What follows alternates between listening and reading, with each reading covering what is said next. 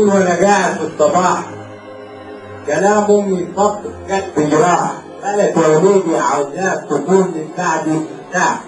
شوف اليوم اخوك حسام لما ارتاح الاهل جلست عنده مساء وصباح.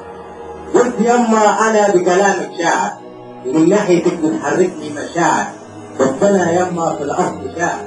يما لما تركت من ايدي الفاس ما كنتش طمعان في ذهب ولا المال، بس الشعر كان بيشدني احساس لما القى صوتي بيتكدر في قلوب الناس.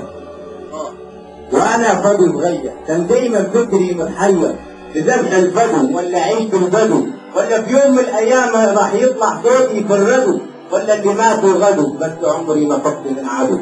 وقلت شعر الناس هيسمعوا ولا يمكن حد يمنعه، يقول لي هتكتب على اي اساس؟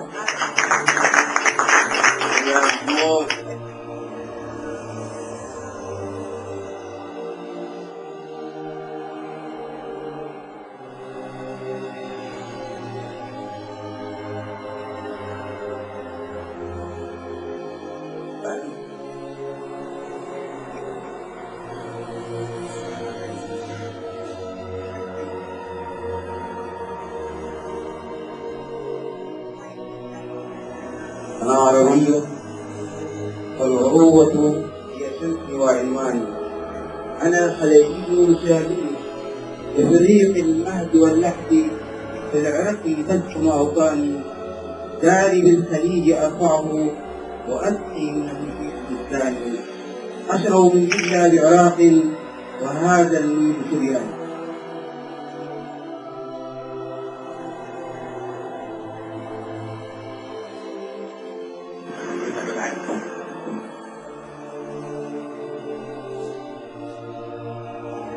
عاود يا احمد،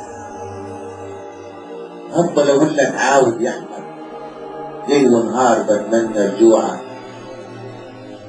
ساعة النوم بحث الجلبيبة، نفسي يا ولدي اسمع صوتك، لي سنين مشتهي اشوفك، خايفة يا ولدي العمر يعدي، واللي فاضل ما عادش يكفي، ده انت يا واد تديني غندورة، حلوة يا واد وجميل الصورة، كتر غيابك كرمش وشي وابو كتاب عملها ودلع، انا عجزت يا واد من بدري، ابعت مرة وطمن قلبي، وحنك ما نسيتش ملكي، من غيرك انت هيتشلني، عاود يا احمد وارجع بدري، انا بدعي لك يعلم ربي، بس دعاءك كل بجد.